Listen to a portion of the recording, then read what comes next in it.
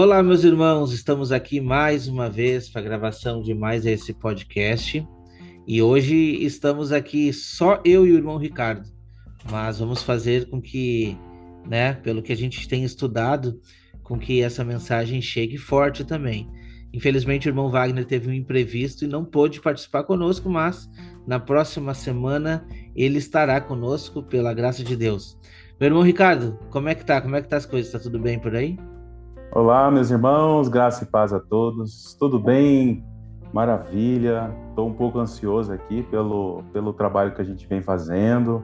Estamos na iminência aí de publicar mais um material, o e-book das armadilhas digitais, focado aí do quanto que o sistema babilônico vem avançando na área da tecnologia para incutir muitas influências de engano aí. E estou bem ansioso. Eu creio que o Senhor vai realizar grandes coisas através deste projeto nosso aí, graças a Deus. Amém, amém. Um projeto que realmente é muito importante. E eu aqui também, semana corrida, também alguns projetos, alguns desafios que, com o passar do tempo, eu tenho certeza que os irmãos vão perceber, mas eu vou deixar quieto por enquanto. Mas eu tô com os desafios difíceis. Ontem foi um dia muito difícil também, mas eu sinto a orientação de Deus para que isso seja possível. E o trabalho tá tudo bem, família tá tudo tranquilo, graças a Deus. E a gente vai avançando, né? Vai avançando nos estudos. E hoje nós estamos entrando aí no capítulo 5 de Apocalipse, que é a visão do livro selado, com os sete selos e do Cordeiro. É interessante, né, que quando a gente continua estudando, a gente vê que todos aqueles pontos dos primeiros capítulos eram essenciais para que a gente chegasse aqui e tendo um pouco de entendimento ou tendo como abordar esse assunto. Digamos assim, tendo as referências, porque os primeiros capítulos do Apocalipse nos fez mergulhar dentro da palavra de Deus, dentro dos profetas. E agora se torna um pouco mais fácil do entendimento, né? Por mais que eu acredite que é um assunto complicado ainda, muito difícil, mas se tornou assim mais fácil de chegar, de conseguir tratar desses assuntos, né? Não é fácil, a gente entende quando o pessoal fala, ó, o Apocalipse é um livro complicado, nem todo mundo tem entendimento, as pessoas têm medo e a gente entende. Mas a palavra de Deus ela é feita para ser estudada, analisada, né? Como diz lá em Daniel, que nos últimos dias os sábios eles esquadrinharão as profecias, esquadrinharão, né, as palavras que estão escritas neste livro. Já fica aí uma dica para o que nós vamos estudar agora. Irmão Ricardo, pode fazer uma oração para nós introduzir o estudo? Amém, amém. Senhor, meu Deus, muito obrigado, Senhor, por mais um dia, de estarmos aqui reunidos neste propósito, Senhor, de compartilhar da Tua palavra, de expor aqui palavras ricas, palavras que edificam a nossa vida e que possamos, Senhor, ser conduzidos por Ti neste momento, que não sejam palavras que saem do nosso intelecto, das nossas próprias convicções, mas que seja da Tua plena vontade, Senhor, neste Amém. propósito, de alcançar os nossos corações, os corações daqueles que estão ouvindo agora, que eles sejam, meu Pai, envolvidos pela Tua presença, pela Tua graça, e que essa palavra venha edificar, Senhor, a cada um de nós, Senhor. Muito obrigado por tudo que o Senhor tem feito até aqui. Em nome de Jesus. Amém. Amém, Senhor, amém. Amém. Vamos então dar o início ao estudo do capítulo 5. Recapitulando, para quem está chegando aqui nesse vídeo, a gente estudou os primeiros capítulos, estudamos sobre as cartas igrejas e chegamos aqui no capítulo 4. E ali a gente se viu um pouco assim, meio surpreso por não ter toda a ciência do que estava acontecendo, mas na medida que a gente foi estudando, Deus foi clareando e a gente teve um estudo muito bom. Nós tivemos muitas revelações aqui em dois vídeos, que são os dois últimos podcasts, a visão do trono de Deus, né, que está descrito lá no capítulo 4, que está dividido em 2 vídeos. E isso nos trouxe base para entendermos um pouco do que estava se tratando no capítulo 5. E a gente vai começar a destrinchar isso agora. Diz assim: vi na mão direita daquele que estava sentado no trono um livro escrito por dentro e por fora, de todo selado com 7 selos. Vi também um anjo forte que proclamava em grande voz: quem é digno de abrir o livro e de lhe desatar o selo? Ora, nem no céu, nem sobre a terra, nem debaixo da terra, ninguém podia abrir o livro, nem mesmo olhar para ele. Meu irmão Ricardo, imagina essa cena. Imagina essa cena, tá? João se achega lá diante do trono, né? E ele vê esse livro e ele fica assim encantado. Imagina, é como se a gente chegasse hoje perto de um livro que não é comparado a esse livro que ele viu, nenhum livro, nem a própria Bíblia não seria comparado assim com aquela visão de imagem. Por mais que a gente tenha a ciência de que esse livro tem características da palavra de Deus, a imagem de João olhando. Imagina que ele gostaria de saber o que estava lá, o que ia acontecer. E esse livro estava envolto de selos. Mas ele chorava porque ninguém era capaz de fazer isso, né? Ninguém era capaz de desatar aqueles selos e de abrir o livro. Que cena é essa, meu irmão Ricardo? O que o irmão pode trazer para nós aí desses primeiros versículos? Eu creio que João, ele teve um vislumbre de toda a história da humanidade, como se fosse um flash de várias imagens passando na história, assim, passando por homens de Deus, Adão, Noé, Moisés, passando por Josué, passando por Davi, homens notáveis nesta história, homens de Deus, e João percorrendo nessa história, né, e olhando para eles e vendo que neles não havia condições de tomar posse daquele livro. Então eu percebo que esse choro de João, ele foi uma consequência de algo espiritual que ele teve, uma experiência com o próprio Senhor ali, do qual o Senhor mostrou para ele esse flash, né, da história de todos os homens que passaram nessa terra, e não só na terra, né, porque está escrito aqui, ninguém no céu.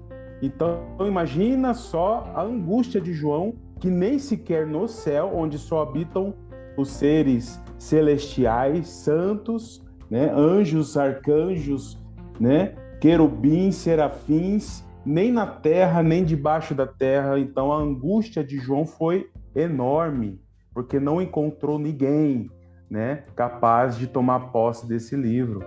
E esse primeiro verso aqui do capítulo 5 tem a menção da destra, porque da destra do Senhor é que estava o livro selado. E quando nós percorremos nas Escrituras, a destra é a mão direita, e a mão direita é a mão que de ação, o agir de Deus. É o agir para abençoar ou para amaldiçoar. Lá no Cântico de Moisés, que é o cântico, né, que faz apontamento para os vencedores, porque os vencedores vão louvar com o Cântico de Moisés. Lá no Êxodo capítulo 15, diz que a tua destra, ó Senhor, tem glorificado em poder e despedaçado o inimigo. Então eu vejo já nessa primeira palavra aqui, a destra de Deus. É a ação de Deus, da mesma forma que aconteceu no Egito, vai acontecer nos últimos dias, porque é um paralelo muito interessante, o êxodo do Egito, todo aquele contexto, e o agir de Deus com os flagelos. Então, da mesma maneira, este livro selado vai desatar o agir de Deus sobre a terra, com selos, trombetas e flagelos. Muito interessante. Muito interessante, muito interessante. E aí eu fiquei pensando assim, tem tudo, o que você falou tem tudo a ver, né? Porque a gente vê que o desatar desses livros, ele vai nos trazer coisas que envolvem a igreja, vai trazer coisas que envolvem os últimos acontecimentos, que envolvem, né, o plano de Deus para nós aqui. E quando a gente vai para as profecias, quando a gente vai lá para o livro de Daniel, a gente vê essas profecias se desenrolando e o próprio anjo, né, dizendo para Daniel, Daniel, essas palavras estão seladas, encerradas e seladas até o tempo do fim. E a gente vê lá em Daniel 12, versículo 4. Eu vou ler. Tu, porém, Daniel, encerra as palavras e sela o livro até o tempo do fim. Muitos esquadrinharão e o saber se multiplicará. Mas o saber que vai se multiplicar é exatamente o saber dessas profecias. Mas o que acontece? As pessoas correm de um lado para o outro, tentando interpretação daqui para ali, para tentar ter o entendimento deste livro chamado Bíblia, né? Palavra de Deus. E agora nós estamos falando de profecia, porque nós estamos falando de um tempo determinado. Porque quando esses selos forem desatados, a gente vai chegar ainda lá, eu acho que daqui 1 ou 2 capítulos, 1 ou 2 podcasts, a gente vai chegar nesse estudo, nós vamos ver coisas tremendas que irão acontecer aqui na Terra. E ainda a gente ficou conversando, né, sobre as trombetas e os selos, que eles praticamente se conectam.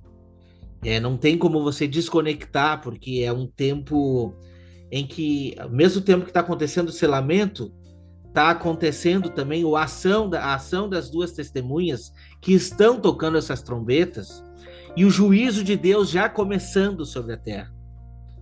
Aí você diz, tá, o que o livro selado tem tudo a ver com isso? Ali dentro está escrito os ais e as lamentações. Aí é que tá. Quando a gente consegue meditar nesse livro, quando consegue meditar nas profecias, é exatamente o que o livro traz. E ali em Daniel 12:4, como eu falei, sobre este livro que está selado, ele está aberto para todo mundo ver aqui, mas na verdade o selamento é do conhecimento. O selamento desse livro é com relação ao conhecimento. Esse conhecimento só vai ser deliberado, nos próximos versículos a gente vai ver, quando o Espírito Santo habitar dentro de nós. Por isso que todo o pano de fundo que a gente viu dos últimos vídeos, no último episódio da visão do trono de Deus, aproxima os 4 seres viventes, os 24 anciões, juntamente diante do trono com Jesus Cristo. E quando a gente vai lá para Ezequiel 1, a gente viu essa referência de que o Espírito estando na igreja, a ação das rodas, que é a igreja que vai norte, sul, leste, oeste, acompanha a missão do Espírito Santo. Então, o simples fato do cordeiro ter sido morto e ter sido achado digno, ele passou para a igreja, porque não se esqueça, Cristo é o cabeça e nós somos o corpo. Então, assim, Jesus vai depender de uma igreja forte e ativa nos últimos dias. Quando a gente fala desse livro selado, desse entendimento selado, é exatamente o poder que está sendo dado a partir do momento de que a gente aceita Cristo Jesus como nosso Salvador, de desatar todos esses entendimentos que estão ali, né, selado para muitos até hoje. E no versículo 10 desse mesmo capítulo 12, diz assim, ó: muitos serão purificados, embranquecidos e provados, mas os perversos procederão perversamente, e nenhum deles entenderá, mas os sábios entenderão. Entenderão sobre os tempos, entenderão sobre a profecia, entenderão sobre os propósitos e entenderão sobre a missão que a igreja deve percorrer tendo o Espírito Santo. Eu não vou adentrar mais no assunto porque os próximos versículos vão trazer, e aí sim a gente consegue trazer uma base um pouquinho mais forte. Eu vou ler agora então os versículos subsequentes ali, né? Ora, versículo 3, a gente pode repassar: nem no céu, nem sobre a terra, nem debaixo da terra, ninguém podia abrir o livro, nem mesmo olhar para ele. E eu chorava muito, porque ninguém foi achado digno de abrir o livro, nem mesmo de olhar para ele. Todavia, um dos anciões me disse: não chores, eis que o leão da tribo de Judá, a raiz de Davi, venceu para abrir o livro e os seus 7 selos. Meu irmão Ricardo, o que o irmão traz para nós aí? Essa questão do leão da tribo de Judá me faz conectar novamente com um dos 4 seres viventes. Sim. Porque o livro tem 7 selos e o primeiro selo ele é aberto com o primeiro ser vivente que nós lemos no capítulo anterior, que o primeiro tem a cara de leão.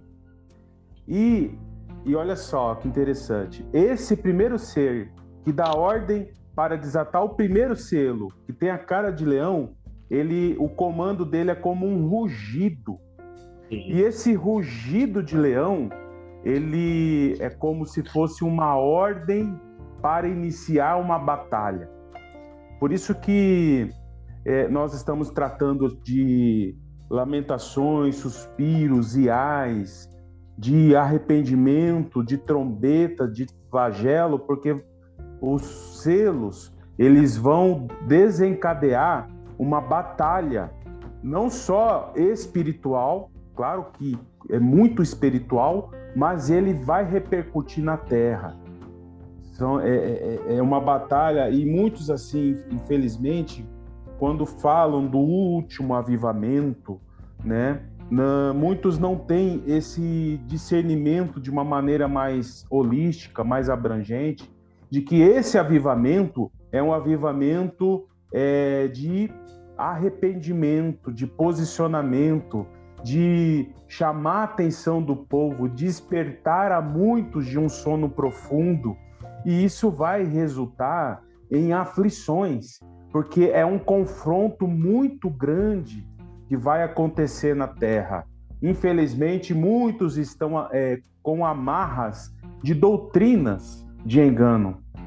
E essas doutrinas de engano, infelizmente, não são somente ensinamentos, mas as pessoas elas se tornam orgulhosas, elas se tornam soberbas, dura cerviz. E essa característica de dura cerviz é que vai ser confrontada nos últimos dias pelas 2 testemunhas. Por isso que nós comparamos esse livro selado, escrito por dentro e por fora, com o livro que Ezequiel recebeu lá no capítulo 2, depois de ele ter visto, que curiosidade, né? Depois dele ter visto, né, os 4 seres viventes e o trono, ele recebe o rolo escrito por dentro e por fora. Está lá em Ezequiel 2, do 9 ao 10, e lá tem lamentações, suspiros e ais. E lá em Ezequiel capítulo 3, o Senhor dá uma ordem para Ezequiel: vai e diga à casa de Israel, o povo de Deus, porque eles possuem fronte obstinada e dura de coração. E essa obra vai se repetir nos últimos dias. Infelizmente, muitos estão com essa característica de fronte obstinada, dura cerviz, duro de coração, com orgulho. E é por isso que Pedro vai declarar em sua carta: juízo começa pela casa de Deus. Exatamente. O juízo começa pela casa de Deus. E quando a gente faz ali da digno, né? Digno é o cordeiro, né? De desatar os selos, de abrir esses selos. A gente vê essa mesma referência que a gente já falou aqui, porque o próximo versículo, ele está trazendo sobre esses 4 animais juntamente também com Jesus nesse mesmo local, né? Dando glórias a ele. E quando a gente fala de dignidade e quando falamos de unidade, é importante entender que o receber o dom do Espírito nos faz também ser dignos de abrir esse livro e desatar esses selos. E isso não é petulância, isso não é arrogância, não. A palavra de Deus nos dá esse embasamento. Efésios 4 vai dizer assim, ó: rogo-vos, pois eu, prisioneiro no Senhor, que andeis de modo digno de vocação a que fosse chamado. Então nós precisamos ter um modo digno para essa vocação, com toda a humildade, mansidão, com longanimidade, suportando uns aos outros em amor, esforçando-vos diligentemente por preservar a unidade do Espírito no vínculo da paz. Por quê? Porque há somente um corpo e um Espírito, como também fosse chamado numa só esperança da vossa vocação. Há um só Senhor, uma só fé, um só batismo, um só Deus e Pai de todos, a qual sobre todos age por meio de todos e está em todos. Você consegue ver esse mesmo plano de fundo de Deus estando junto no trono? Olha, a visão do trono é: esse trono está ali no meio, o Cordeiro está ali, os 24 anciões e também os 4 seres viventes. E quando esses 4 seres viventes são arremetidos para ações na terra, a gente vê eles percorrendo em muitas direções, estando cheia do Espírito.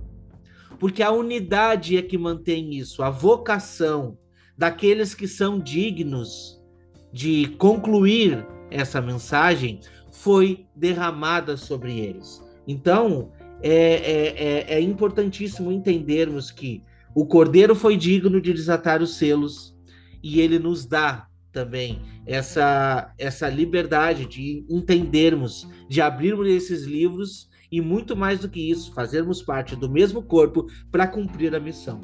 É fantástico, é fantástico. Exato. Outro detalhe, né? Essa função da unidade, que ela vai repercutir na igreja posicionada, né? A ação de Deus, essa destra do Senhor agindo através dos seus servos na terra, isso nos remete à função de atalaias. Sim. Né? Novamente aqui conectando com o profeta Ezequiel, onde o Senhor ele ordena Ezequiel a proclamar a palavra, me faz conectar aqui com Ezequiel 33, onde o atalaia tem a função de declarar a mensagem e tocar a trombeta. Você vê a conexão aí de selos e trombetas, e a função do atalaia de proclamar é tão importante, porque se ele não tocar a trombeta, o sangue derramado daquela pessoa que morrer vai cair sobre ele. Sobre ele. Olha só a responsabilidade que a igreja vai ter nos últimos dias de proclamar, de tocar a trombeta corretamente e anunciar a todos aquilo que há de vir. E nós precisamos trazer essa mensagem a todos, porque, infelizmente, muitos estão distantes do propósito. E exato. Nós, como nós estamos aqui estudando, buscando entender, olha só o tanto de coisa que nós precisamos ainda caminhar, né? Avançar para alcançar a plenitude desse propósito, o nosso papel nesses últimos dias. E essa responsabilidade enorme que o Senhor vai colocar nas nossas mãos. Você falou aí sobre aviso, sobre anunciar, né? Em outro versículo diz, eu não sei de cor, mas o versículo diz, se a trombeta não der o som certo, se a trombeta der o som incerto, quem irá se preparar para a batalha? Quem irá se preparar? 1 Coríntios 14, 8. O homem é um crânio nos versículos. O que eu ia dizer? Me fez arremeter agora para Isaías 29, versículo 9 em diante. E isso é importante de eu ler para os irmãos aqui, porque não é de hoje que eu escuto o irmão Ricardo assim: por que eu preciso saber de profecia? Qual é a importância? Eu vou na igreja, eu presto meu culto aqui, eu amo a Deus, Deus sabe, e tá tudo certo, né? Só que a profecia ainda diz, né, de todos os dons, esse é o dom mais importante que tem. Principalmente, ele é mais importante, inclusive, que o dom de línguas, que é um dom que edifica a pessoa interiormente. Mas o dom de profecia, ele é superior. Ele é superior porque edifica a igreja, o dom de profecia. Então, a gente entender sobre os tempos determinados, ele é importantíssimo, importantíssimo. Isaías 29 diz assim, ó, Isaías 29, versículo 9 em diante.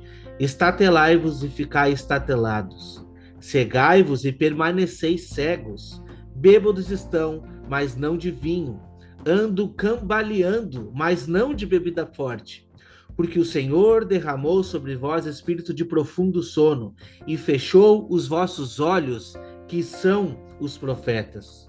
Vendou a vossa cabeça, que são os videntes.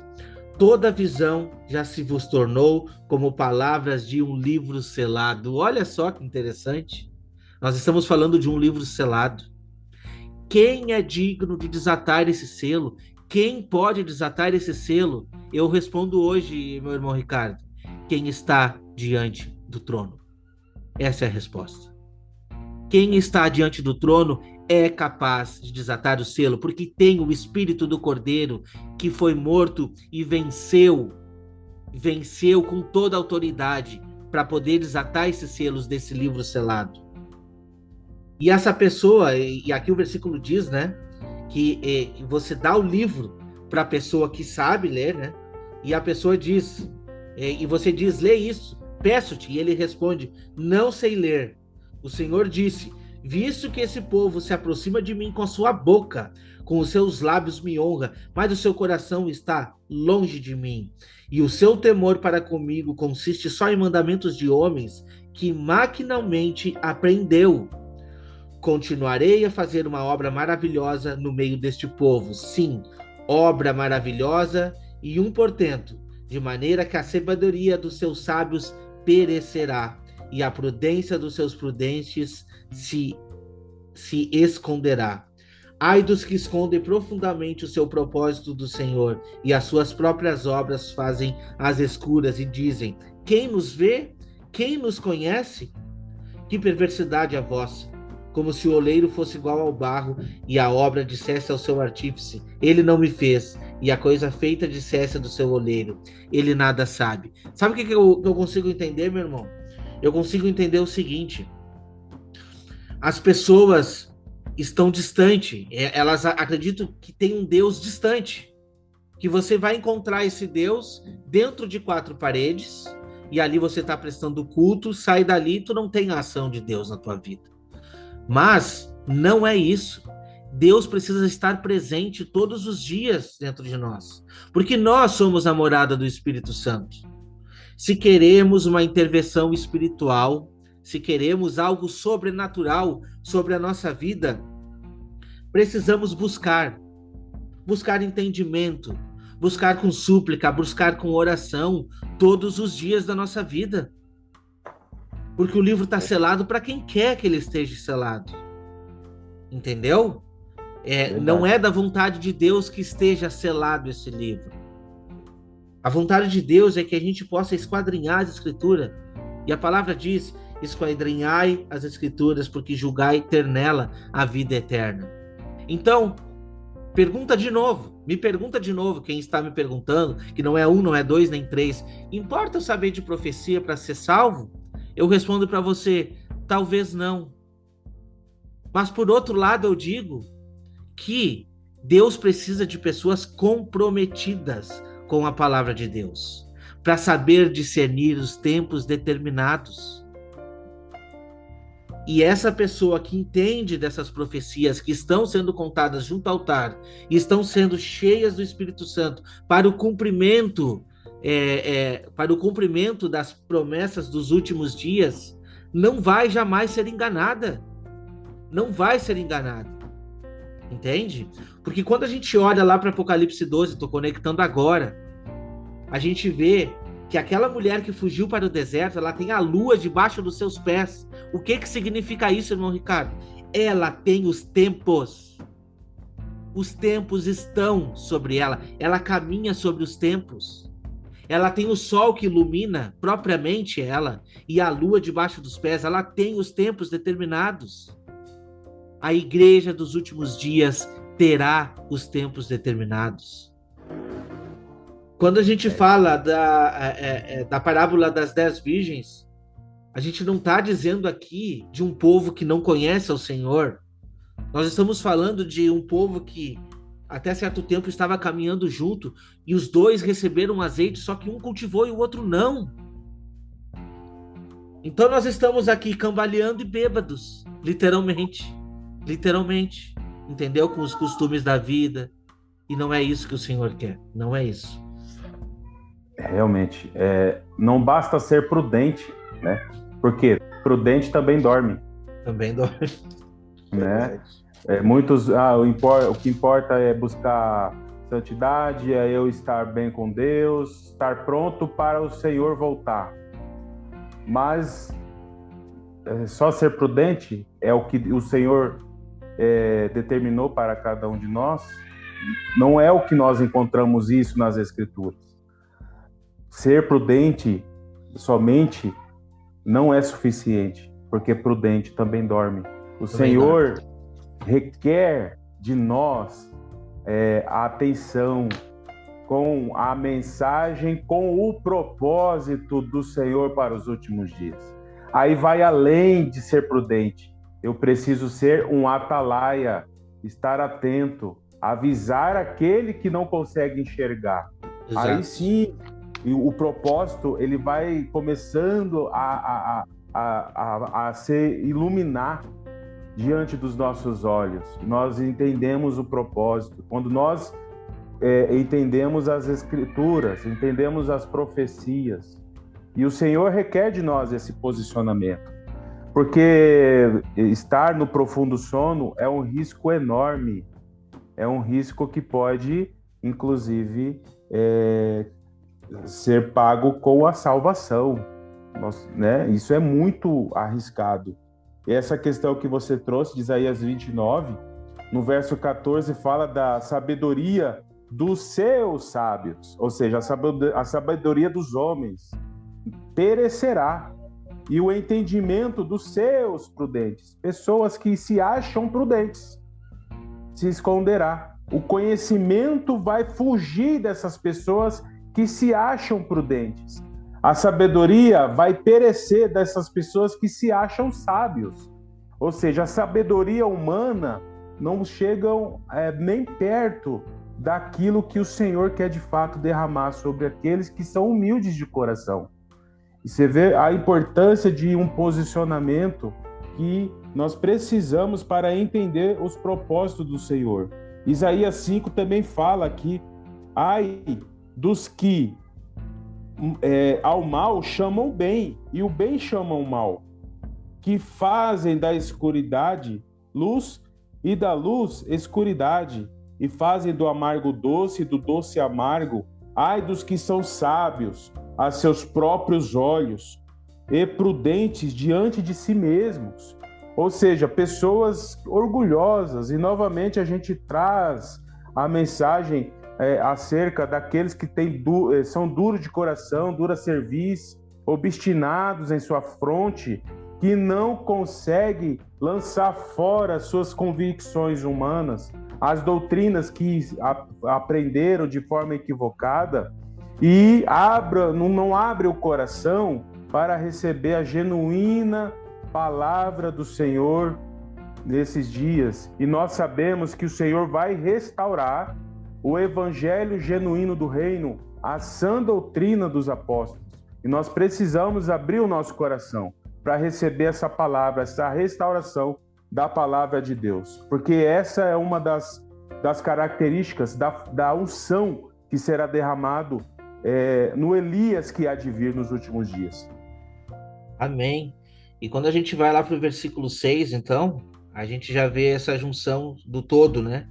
Então vi no meio do trono e dos 4 seres viventes, e entre os anciões, de pé, um cordeiro como tendo sido morto.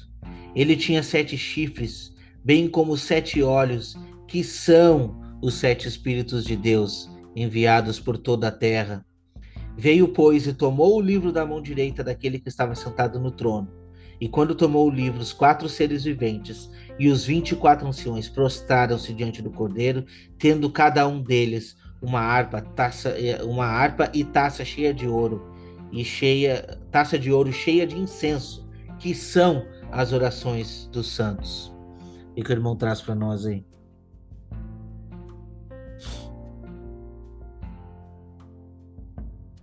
Irmão Ricardo, tá no mudo. Ah, Voltou. interessante aqui é que faz menção de Jesus como cordeiro que foi morto, né? E Sim. nós fazemos conexão disso com os tempos determinados, as festas bíblicas, né? A primeira festa aí, a solenidade de Páscoa. Então, a Páscoa, ela é crucial o entendimento da Páscoa, porque dali nós podemos entender o propósito do Senhor nas demais solenidades. E a solenidade de Páscoa traz o Cordeiro Pascal, né, que aponta para Jesus, que foi morto, e nós realizando essa conexão também com os 7 Espíritos de Deus, que também está mencionado, lá em Zacarias 4, verso 10, fala do prumo de Zorobabel. E no prumo de Zorobabel tem 7 olhos, apontando para os 7 Espíritos de Deus. E Zorobabel era rei. Interessante. Em Zacarias 3, verso 9, tem a figura do sumo sacerdote Josué.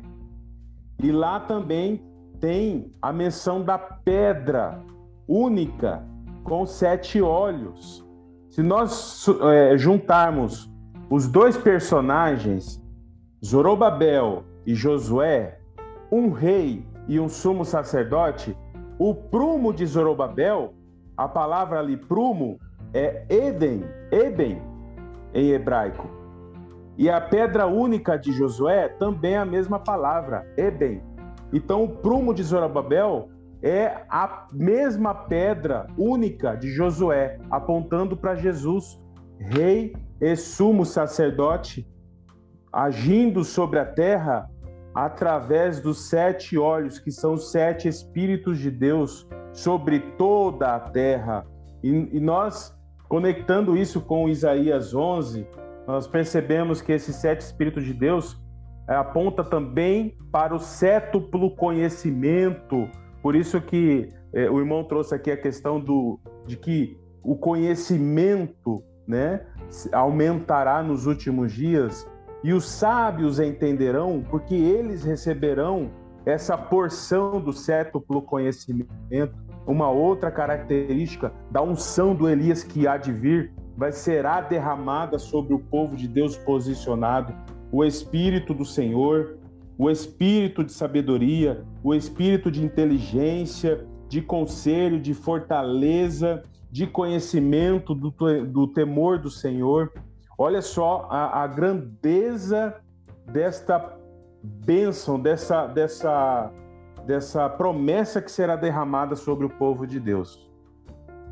É verdade. O irmão trouxe aí sobre o prumo, o irmão trouxe ali sobre os 7 Espíritos, né? Que são os 7 olhos de Deus enviados por toda a terra. E quando a gente fala desse prumo, e falando também sobre o Cordeiro, que nos conecta com as festas, é lógico. Vou falar primeiro um de cada parte, tá? Porque na hora já me veio vontade de comentar. O prumo, quando a gente vê lá no Apocalipse, ele praticamente está sendo usado como a mesma referência para medir, que é Apocalipse 11. E olha só, ele está medindo um santuário e aqueles que estão se achegando diante do trono. E o que nós estamos falando aqui? Sobre aqueles que estão diante do trono junto com o Cordeiro. Prestou atenção, pegou esse ponto? Agora nós vamos para um outro ponto. Eu vou lá para o Apocalipse, que a gente continuou lendo, e tem uma partezinha interessantíssima lá. No versículo 6. Não, desculpa, versículo 8. Quando tomou o livro, os 4 seres viventes e os 24 anciões prostraram-se diante do Cordeiro, tendo cada um deles uma harpa e taça de ouro cheio de incenso. O que significa o incenso? Que são as orações dos santos. Para onde que eram direcionadas as orações dos santos? Referência a esse incenso ao Santo dos Santos. referência a uma súplica, referência a um dia especial, entende? Diante do que seria ali, né, o trono de Deus neste santuário terrestre, né, que é a Arca da Aliança.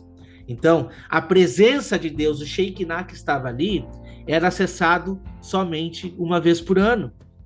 E a gente não cansa de falar das festas aqui, não vamos cansar, porque a referência de profecia nos aproxima com as festas bíblicas. Então, trazendo esse pano de fundo do Santo dos Santos, trazendo esse pano de fundo do Santo dos Santos, que era habitado uma vez por ano, quando a gente vai lá para Hebreus agora, nos diz que esse caminho está descortinado. Esse caminho não tem mais cortina. E a gente vê que esses 24 anciões, esses 4 seres viventes, estão aonde? Diante do trono. E quando eles dizem assim, eles carregam e têm a oração dos santos, não tem como não conectar com a igreja, meus irmãos. Não tem como não conectar. Está tudo conectado. Está tudo conectado. E quer ver só? Quando a gente fala aqui desse prumo que foi dado, né, na mão de Zorobabel, o irmão leu ali, Zacarias 4, versículo 10, quem despreza o dia dos humildes começos, esse alegar-se-á vendo o prumo na mão de Zorobabel. Aqueles 7 olhos, olha só o que diz, aqueles 7 olhos são os olhos do Senhor que percorrem por toda a terra, mas também são os 7 espíritos que estão sendo derramados sobre a igreja. Então, quando diz, né, que esses animais tinham olhos por detrás e pela frente, é a igreja, o Espírito do Senhor, habitando no meio da igreja. Só que é interessante que nós venhamos a ler todo esse capítulo 4 de Zacarias, porque essa ação está sendo determinada sobre 2 testemunhas. Olha só que interessante. Tomou um anjo que falava comigo e me despertou como um homem que desperta do seu sono. Desperta, tu que dorme, né? E me perguntou, o que vês? Respondi, olho e eis um candelabro todo de ouro e um vaso de azeite em cima, com as suas 7 lâmpadas e os 7 tubos, um para cada uma lâmpada que estão em cima do candelabro. Bom, a visão agora já aproximou aqui a visão das 7 igrejas. A mesma visão que João teve lá no início do livro, que ele viu. E onde é que estava essa menorá, esse candelabro? Não estava na mão do Senhor Jesus? Estava na mão dele, meus irmãos. Na mão dele. Então, o que precisa para você entender que essas 7 igrejas estão sendo controladas por Cristo Jesus? Só que, como a gente já estudou nos últimos episódios aqui, dessas 7 igrejas, 2 estão se mostrando fiéis. Irmão Ricardo, se eu não me engano, Esmirna e Filadélfia? É isso. Esmirna e Filadélfia. Então, há significado de 2 testemunhas. E olha que interessante o que o texto nos diz ainda. Me perguntou o que vês, respondi, olho, eis um candelabro todo de ouro e um vaso de azeite em cima, com as suas 7 lâmpadas e 7 tubos, uma para cada uma das lâmpadas que estão em cima do candelabro. Junto a estes, 2 oliveiras, uma à direita do vaso de azeite e a outra à esquerda. Quando o irmão mostrou ali a menorá, eu consegui enxergar isso, meu irmão. Consegui enxergar a posição dessas 2 igrejas que estão cumprindo o propósito do Senhor, né? Então perguntei ao anjo falando comigo, meu Senhor, o que é isso? Respondeu o anjo que falava comigo, não sabes tu o que é isto? Respondi, não, meu Senhor. Prosseguiu e ele me disse, esta é a palavra do Senhor a Zorobabel, não por força nem por poder, mas pelo meu espírito, diz o Senhor do Exército. Quem és tu, ó grande monte, diante de Zorobabel? Serás uma campina, porque ele colocará a pedra de remate em meio à aclamação. Haja graça e graça para ela. Novamente me veio a palavra do Senhor dizendo, as mãos de Zorobabel lançaram os fundamentos desta casa. Elas mesmas a acabarão, para que saibais que o Senhor dos Exércitos é quem me enviou a vós outros. Pois quem despreza o dia dos humildes começos, esse alegar-se-á vendo o prumo na mão de Zorobabel. Aqueles 7 olhos são os olhos do Senhor que percorrem por toda a terra. Prossegui e perguntei quem são as duas oliveiras. Olha só a resposta. À direita e à esquerda do candelabro.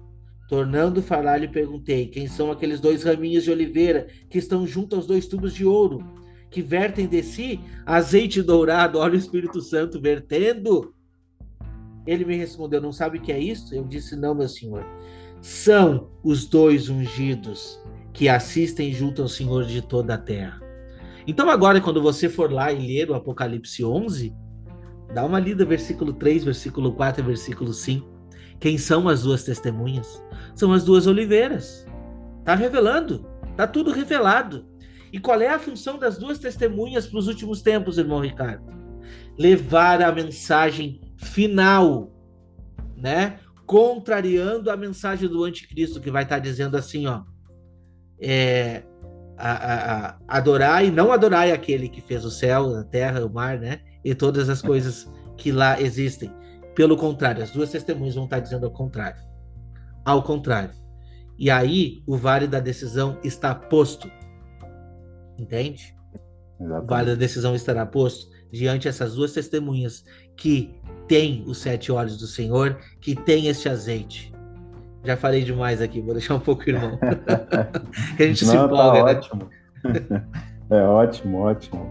É muito interessante conectar as duas testemunhas, né? Apocalipse 11:4 fala, elas são as duas oliveiras e elas são os dois castiçais. Então, nós precisamos conectar e encontrar nas Escrituras quem são as duas oliveiras e quem são os dois castiçais, para encontrar a identidade das duas testemunhas. O Wagner trouxe aqui a respeito das duas oliveiras, né? Nós, quando conectamos Zacarias 4 com as falas de Paulo, e Paulo foi sábio em colocar para a igreja, né, a interpretação dos profetas, isso é muito importante, essas conexões, porque em Romanos 11 ele faz justamente essa ligação das duas oliveiras, né, com dois povos, com gentios e judeus, né, no qual ele tratou gentios ali como zambujeiro, ou seja, a oliveira brava, e os judeus chamando de oliveira cultivada, conectando também com a ligação que ele chamou de enxerto, a oliveira brava sendo enxertada na oliveira cultivada, conectando com Ezequiel 37, do 15 ao 28, onde as duas madeiras se uniriam, né? Sim. Efraim unindo com Judá, as duas casas de Israel. Olha só o entendimento das duas casas de Israel aí, nas duas oliveiras. E quando nós olhamos para os dois castiçais, impossível não conectar com os dois castiçais dentre as 7 que estão dignas diante do Senhor para realizar a boa e perfeita obra nestes últimos dias. Então, o Senhor vai levantar testemunhas, um povo posicionado para realizar essa obra. E nós precisamos entender essas mensagens das festas, das duas casas de Israel. Olha só a mensagem profunda que isso nos traz, entendimento acerca do Apocalipse aí. Exatamente. O que a gente está querendo sempre trazer é que estudar a palavra e prosseguir em estudar nos leva a uma compreensão mais ampla. Né? A gente poderia estar lendo esses versículos corridos aqui sem entender nada, que é o que muitos fazem hoje. Vamos fazer uma leitura anual da Bíblia. Vai lá ler 2 capítulos por dia, 10 minutinhos. Não, a Bíblia não é para ser lida, meu irmão Ricardo. A Bíblia é para ser meditada. Nós temos aqui, ó, você de casa, vou recomendar qualquer aplicativo simples que você baixar da Bíblia no seu celular, você consegue fazer uma busca de conexão de palavras, e isso ajuda muito. A gente usa esse privilégio de fazer conexões, porque Deus faz o tempo inteiro conexões de palavras. Isso nos faz compreender melhor os termos, compreender melhor as profecias, conectar os profetas, conectar os assuntos, e a revelação se torna muito mais presente, sabe? Eu costumo dizer o seguinte, que é muito simplório você entender assim, tá, não, tudo bem. O mistério de Deus foi revelado, que agora a salvação também entrou para os gentios. Amém? Todo mundo bate palma, faço parte dos gentios, estou aqui. Mas os mistérios são muito mais além, a gente conseguiu ver aqui. Não é só isso. Se fosse só isso, tá tudo certo. As religiões estavam tudo cobertas. Nós somos os gentios, agora nós somos o povo de Israel, porque Deus rejeitou o povo. Deus não rejeitou o povo dele, foi o contrário. O povo é que rejeitou o Senhor, o povo é que adulterou, o povo é que adorou ídolos. E agora Deus chama para uma aproximação. Não é simplesmente chamar os gentios. Não, existe uma promessa por detrás. Entende? Então é muito mais forte, é muito mais impactante do que simplesmente entendermos que somos os gentios. Não somos os gentios, somos a casa de Israel. E isso é muito forte para ser oculto, para estar escondido. Esse mistério precisa ser revelado, e nós estamos lutando para trazer isso à tona novamente. Verdade, verdade. E a gente leu aqui, eu li, né? Isaías 11, do sétuplo conhecimento, dos 7 Espíritos de Deus, sendo o sétuplo conhecimento. Esse sétuplo conhecimento, ele tem um propósito de unificar, restaurar as duas casas de Israel e unir elas. Olha só que interessante, mesmo Isaías 11, onde fala do sétuplo conhecimento, fala que essa união, essa unidade das duas casas de Israel vai ocasionar aqui, ó, desterrar-se-á a inveja de Efraim e os adversários de Judá serão desarraigados. Efraim não invejará a Judá, e Judá não oprimirá a Efraim. E Paulo, num verso só, Efésios 2,16, está escrito assim, que pela cruz caiu a inimizade, né? Unindo gentios e judeus em um corpo. Quem é o corpo de Cristo? A igreja. Mas, infelizmente, muitos falam assim, os gentios aqui é a igreja, Israel é Israel. Não. Gentios sem judeus não é igreja. Exato. Só lê lá e medita que gentios, Paulo escreveu assim, gentios mais judeus é igual ao corpo. Então, igreja é a união de gentios e judeus. Nós precisamos derrubar esse muro de inimizade. Exatamente, exatamente. Continuando ali no versículo 7, diz assim: Veio, pois, e tomou o livro da mão direita daquele que estava sentado no trono. E quando tomou o livro, os 4 seres viventes, os 24 anciões, prostraram-se diante do Cordeiro, tendo cada um deles uma harpa e taças cheias de incenso, que são as orações dos santos, a gente já comentou aqui. E entoavam um novo cântico, dizendo: Digno és de tomar o livro e de abrir os selos, porque foste morto e com o teu sangue compraste para Deus os que procedem de toda a tribo, língua, povo e nação. Toda a tribo, eu não posso excluir ninguém. Quando o Tiago escreve, quando é escrita a carta de Tiago, diz assim: as 12 tribos da dispersão. As 12 tribos. Essa carta foi destinada às 12 tribos da dispersão. Todo o povo foi disperso. Só que a promessa que o irmão Ricardo trouxe aqui é uma promessa de reunificação, né? E aí as pessoas muitas vezes se preocupam, tá, mas eu tô entendendo, mas e agora? Como é que eu vou saber de que tribo eu sou? É simples, meus irmãos. Romanos 11 está esclarecendo. Agora, o verdadeiro israelita não é mais o de sangue, é o da promessa. Entendeu? Então, todo Israel será salvo. Então, meus irmãos, é muito importante que a gente venha a meditar nessas palavras. Que nós possamos entender que o plano de Deus é aproximar e que a gente possa se tornar um vaso transbordante desse azeite para transmitir essa mensagem a outras pessoas. E sim, esse cântico que vai estar sendo derramado para o Cordeiro vai ser cantado por quem? Por aqueles que estão ali diante do trono, entregando essas orações todos os dias. E aí a gente faz essa meditação com você. Tem você se achegado diante do trono de Deus?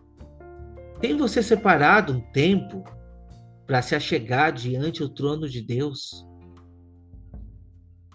Quais estão sendo as tuas prioridades?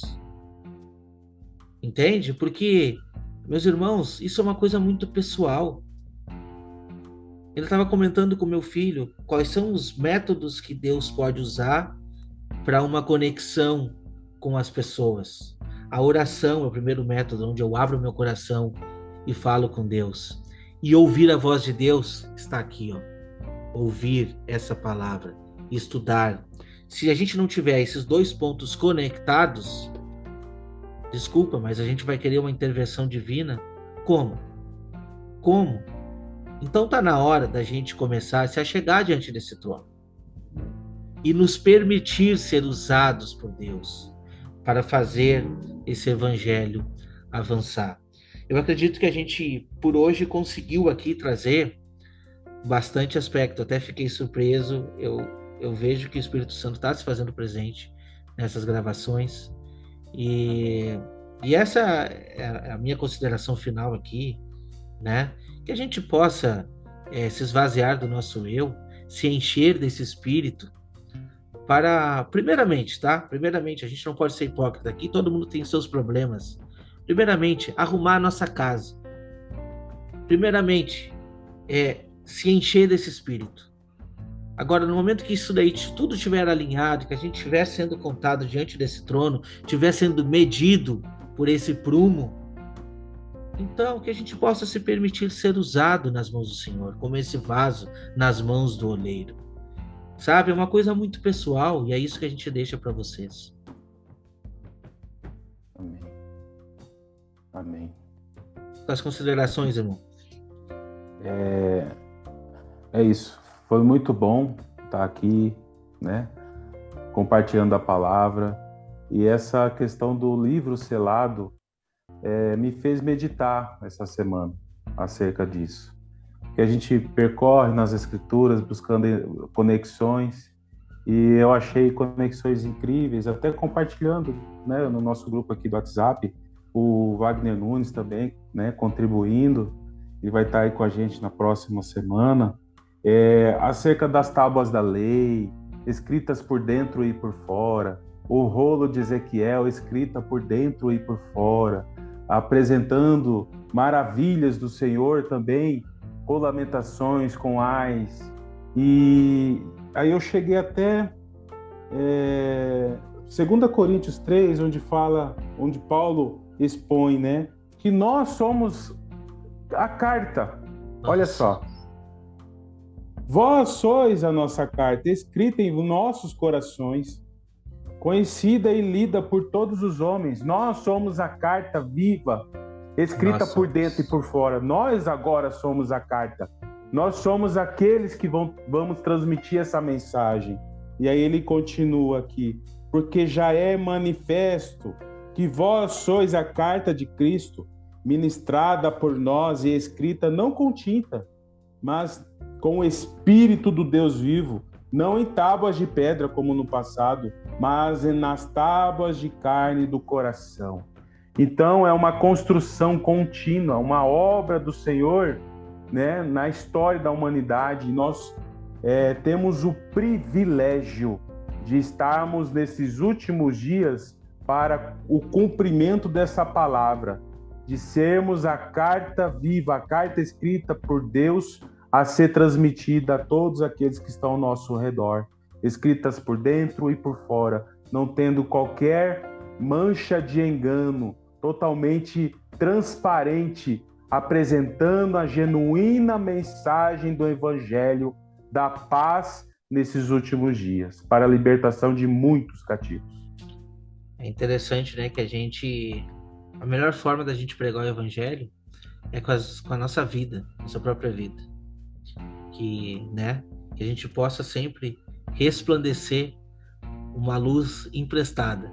Ela é emprestada, ela é do nosso Senhor, mas essa luz ela é tão forte que se a gente tiver possuído dessa luz, do Espírito Santo dentro de nós, o nosso testemunho ele prega. O nosso testemunho, a nossa vida, nossas ações, vivendo em dignidade de ser contado, né, junto ao altar, isso não tem preço, não tem preço. Então, eu almejo esse dia em que todos vão cantar esse novo cântico, né? O cântico do Cordeiro, o cântico da vitória, e que a gente vai poder, com júbilo, dizer, né, que nós somos vencedores, cumprimos a missão, né? Assim como Paulo combati o bom combate, né? Encerrei a carreira e guardei a fé.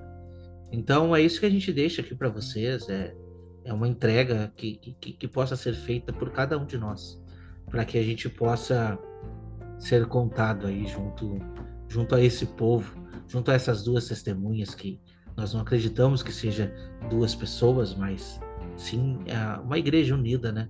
Uma igreja que estará ativa nos últimos dias. Então nós agradecemos aqui a presença de todos em mais esse estudo, que Deus possa nos abençoar, e no próximo episódio, o que nós teremos aí, meu irmão Ricardo? A continuação, né? Desses cânticos, e aí sim, a gente chega ali até quase abrir os selos. E aí a coisa vai começar a apertar um pouquinho. Né? Verdade. Vamos trazer um reforço aí, né? Trazer o Wagner Nunes, uns reforços aí. Vamos trazer uns reforços de peso aí para nos ajudar, porque a coisa começa a apertar, mas vamos embora. É isso aí. Glória a Deus por isso. Glórias a Deus. Agradecemos a todos. Se inscreva aqui no canal Vozes de Trombeta. O irmão Ricardo trouxe um vídeo maravilhoso hoje. E esse vídeo eu vou fazer questão de deixar aqui embaixo, tá? Um vídeo de exortação maravilhoso. Vou deixar aqui embaixo. Se inscreva no canal do irmão. E se inscreva também no canal do irmão Wagner Nunes. Se inscreva aqui no canal Remanescente. Compartilhe esse vídeo. E continue estudando conosco. Que o Senhor nos abençoe. Que o Senhor nos proteja. E que possamos estar aqui na próxima semana. Tchau, tchau.